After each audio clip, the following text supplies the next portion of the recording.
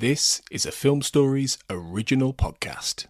Did you know a 2018 study showed half of prenatal vitamins tested had unacceptable levels of heavy metals? I'm Kat, mother of 3 and founder of Ritual. When I was 4 months pregnant, I couldn't find a prenatal I could trust, so I created my own. Ours is made traceable, third-party tested for heavy metals, and recently earned the Purity Award from the Clean Label Project.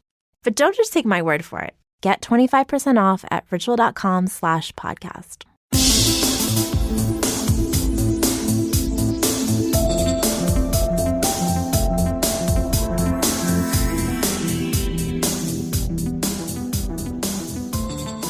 Welcome back, everyone, to the Xcast. The truth is in here. I'm once again Tony Black, your host for this third piece of coverage about Plus One, which is obviously the third episode of Season 11 of The X-Files. And for a third and final time on this episode, I'm joined by Paige Schechter. Hi. Good to have you back again, Paige. This time, talking about the main man himself again, Chris Carter. We talked about him with My Struggle 3, but it feels like we should revisit the guy, given he's written this episode, and also talk a little bit about the first-time director, Kevin Hooks, who came on board to direct this episode based on Chris's script. And I don't know about you, Paige. I think he did a pretty good job, considering he's never directed an episode of The X-Files before. I thought he did a great job. He developed... He brought a style that's a little bit different, but also familiar in the X-Files vein, and so it didn't feel jarring, but it didn't feel complacent. No, it didn't. And he's reading a little interview that was done on, I think it was Sci-Fi, with him about this. He was talking about how somebody had said to him, are you a big X-Files? Were you a big X-Files fan back in the day? And he said, well, not really. Given I'm doing lots of other things and stuff like that. In the past, I never really got a chance to watch it. So he came on board. He watched a few, I think, but then he came on board. He wasn't a fan, but then when he came on board, he took the ball and ran with it. He clearly did a bit of research. He clearly looked at the show and how it might be shot. And because in the past, you'll know this as a big fan.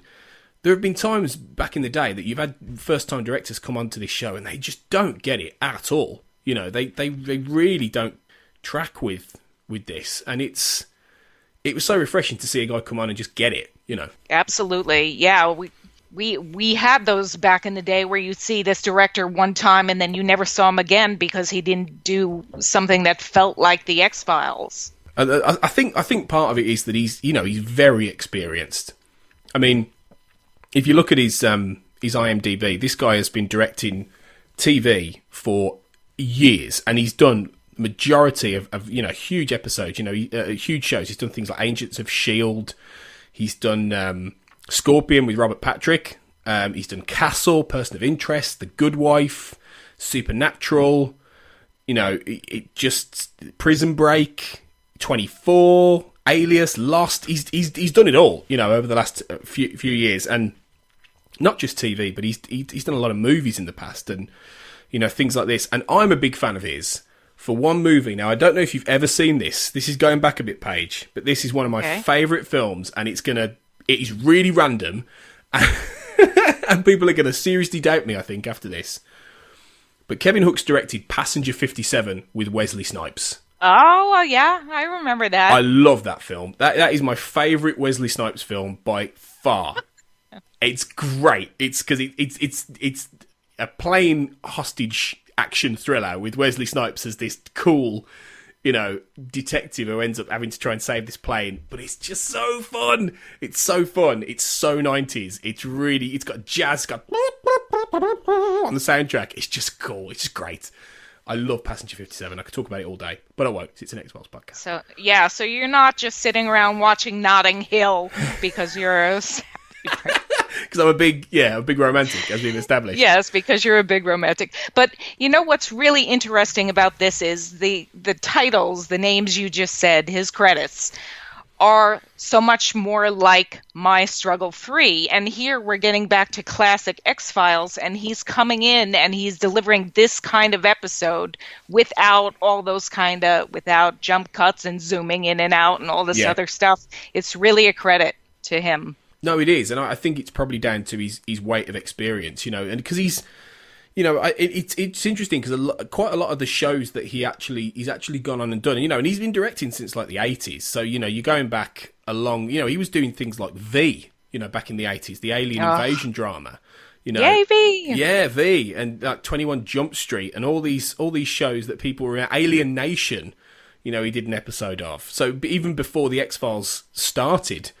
he was directing things of note, so he was already known, and he's just been going for years and years and years. And I think it's somebody with that level of experience who has done almost every genre you can imagine, really, and especially directed on shows that were direct influences, from the X-Files. Things like, even though it's enormously different, Lost and J.J. Abrams is, completely inspired by the X-Files in many ways. Alias, again, by J.J. Abrams. These all stem from inspiration of the X-Files. So it feels like it's a cyclical thing. He's come back home. He's come back to a home he never knew he had, I think. And he's brought all that experience with him. So I just think he knew how to do it. It's almost a shame he's not doing it anymore. Much as, the people who are doing the episodes to come are all great directors. If we did get a season 12, it's probably not going to happen. But if we did, I'd have him back. I would love to see another one. I like his style. Yes, he's very good. He's very, very good.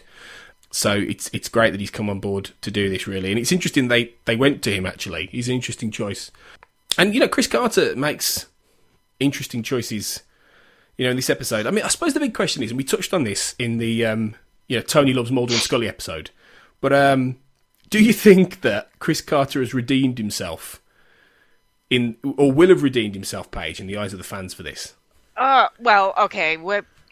I don't think Chris Carter needed to redeem himself, but did he?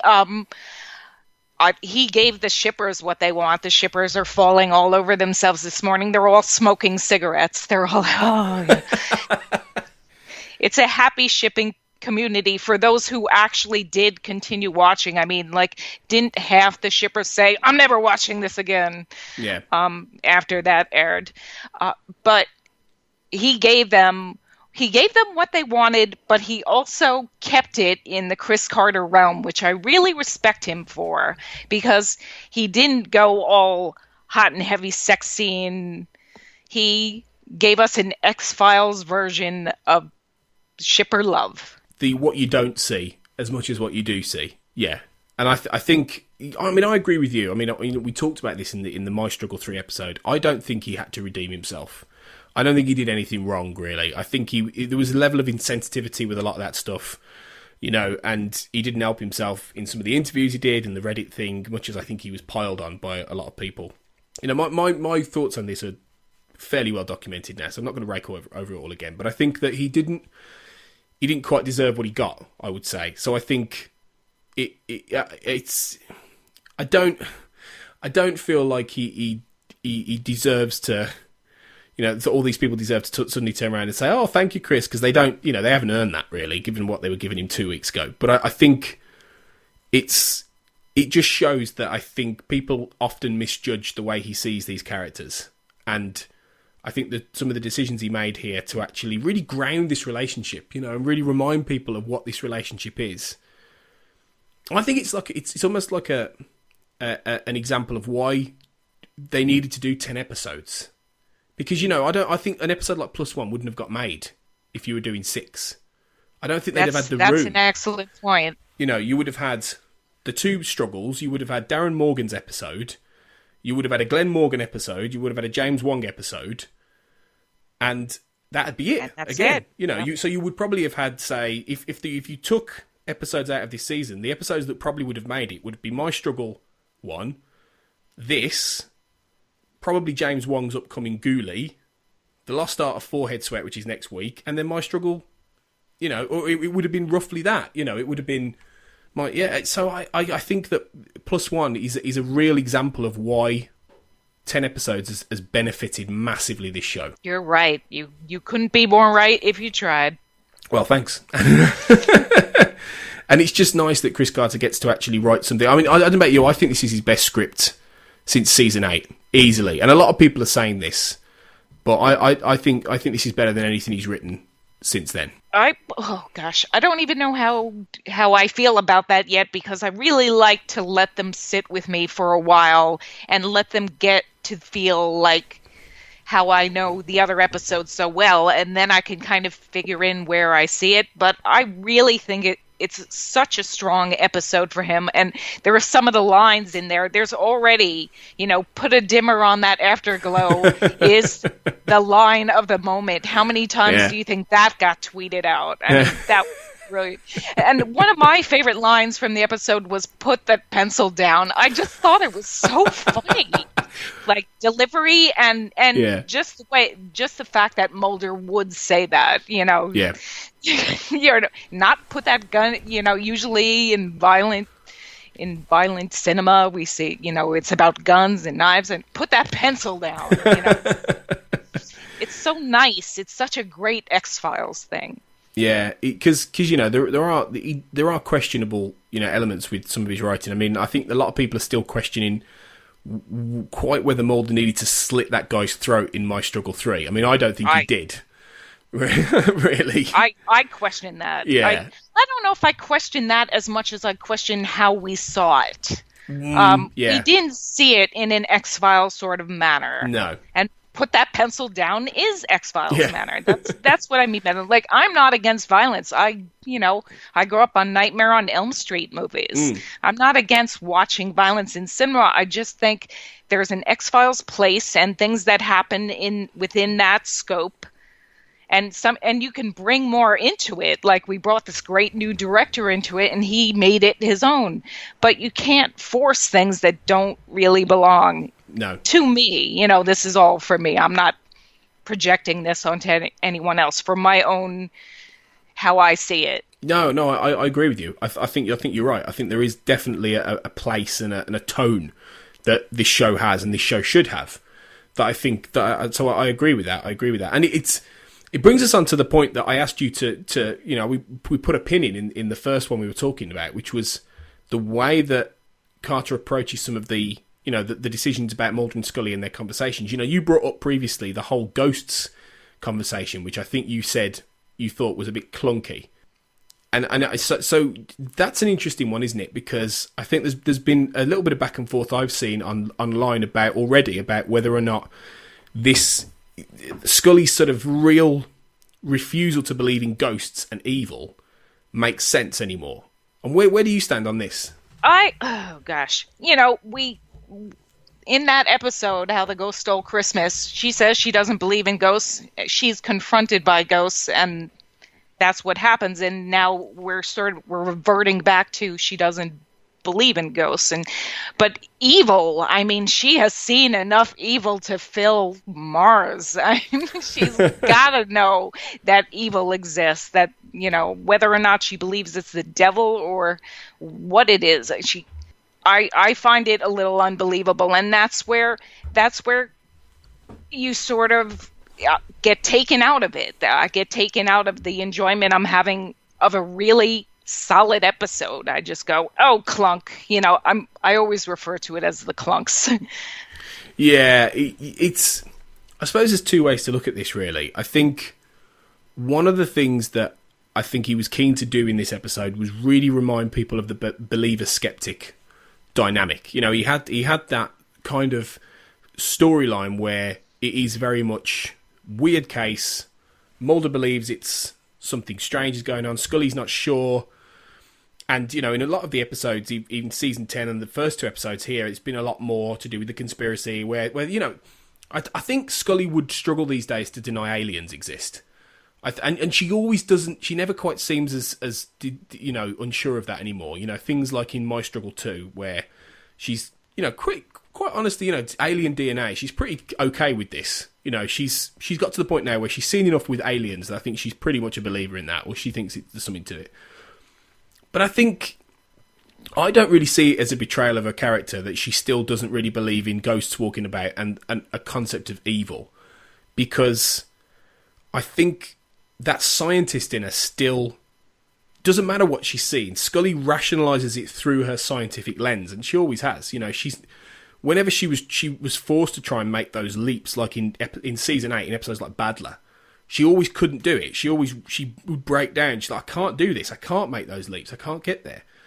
So I don't necessarily think whatever she's confronted with, whether it is a Donny Faster or it's the strain of evil in Empedocles, which I thought was quite, it had in a weird way had certain connections to this episode, not plot wise but thematically. But I think I don't see it as a problem that she can't still quite get there.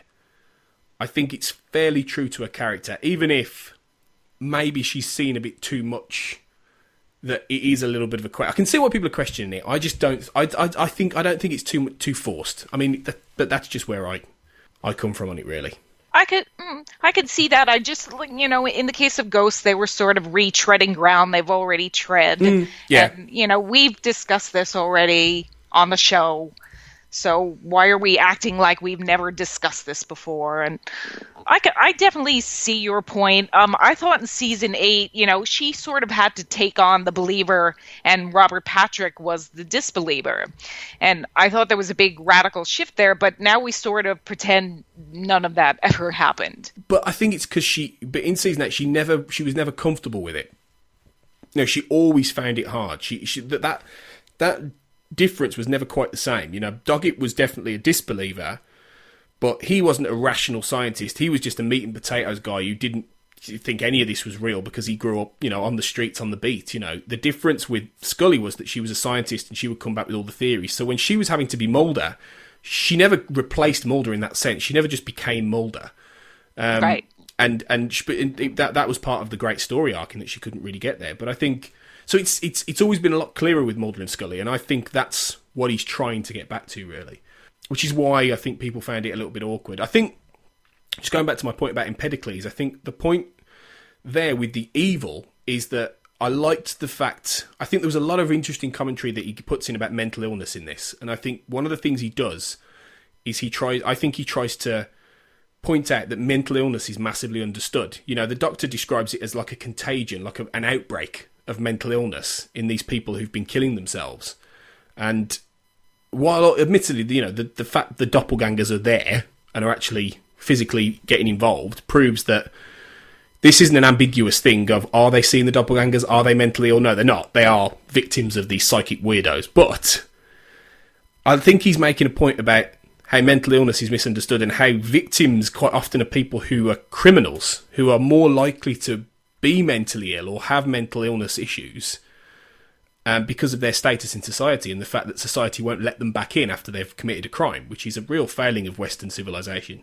These people weren't murderers. They weren't, doing horrendous things like that. They were fairly petty criminals who Judy and Chucky were choosing to kill. And it almost, I think I put in my review, it almost feels to me like a symbolically Carter saying, this is what we do to people who are criminals who then exhibit mental illness. We get rid of them. And that struck with me. That is definitely something to think on, and I like that. I think it's also because I work in a school, so I deal with mental illness quite a bit with young people. So I know a little bit about it as well. And it just leapt out at me in this, that he kind of equates the mental illness to the same kind of way he did with the evil in Empedocles, that it was like a disease or an outbreak, or he's fascinated by the idea of people losing control over themselves based on an external force of like a ripple sort of viral effect of darkness and evil and nature, and that comes up all the time in Chris Carter's work, and it does here, even though it's all ostensibly about doppelgangers and these creepy, brother and sister. It's ultimately about the darkness within and how that can be corrupted, and it's always by some sort of external evil force. And he gets to that again, which I thought was great. I find that incredibly millennium mystic. Yes. Definitely very millennium mystic. And even though this wouldn't be a millennium episode as such, there are elements in this that feel a bit millennium at times. It does. Definitely, I definitely agree with that. But I'm a big Millennium fan, so I see Millennium in my breakfast eggs. Yeah. Yeah. Well, when we did the Millennium podcast, we've mentioned this before. Yeah, you'll be there. So that'll be a good one down the road. But yeah, on the whole, I think Chris Carter's done well. And I don't think he's writing another one now until My Struggle well, presuming the finale's called My Struggle 4, I think that's his next one. So if I was a betting man, I don't think the script would be quite as good, Paige, than this. But we'll see.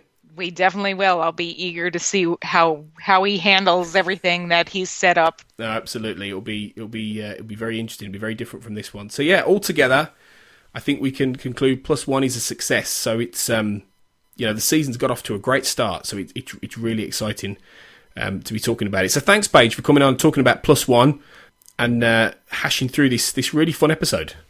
Oh, absolutely, my pleasure, Tony. Oh no, it's been great. So before we go, do you want to direct people to where they can find you and your blog, where you're going through X-Files reviews as well? Oh, my blog is Sibling Cinema at Blogger, and my sister and I have been doing an episode-by-episode rewatch, and we just got into the 4th season, which, when you're watching season 11, a lot of things resonate when you're watching the other episodes, but we do that weekly. Pretty much weekly, except when we have something else to do. And I can also be found on Twitter as Max_Tunage or X-PAI Awesome. Great stuff. You can find us, as always, at the X_cast on Twitter. And join our Facebook group, the Xcast Basement, X-Files podcast fan groups. Join us in there for loads of chatter about the show as we continue the season. So, we'll be back soon for a mailbag episode with all your listener thoughts on +1 before we get into the next episode of the show. And also, hopefully, our interview with Karen Conoval herself, talking about her roles in +1, which is going to be great to listen to. So yeah, we'll be back soon.